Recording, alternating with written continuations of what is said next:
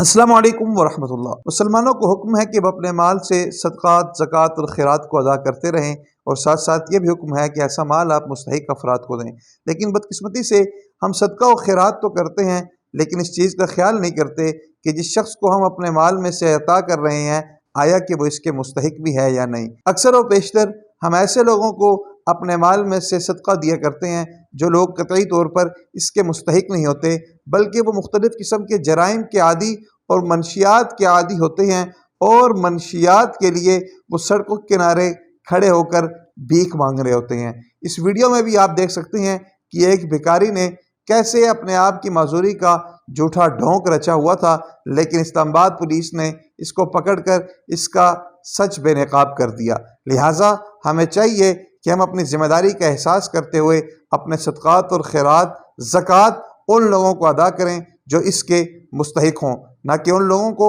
जो मुख्तलिफ़ किस्म के जराइम में मुब्तला हों या वो जराइम पेशा हों।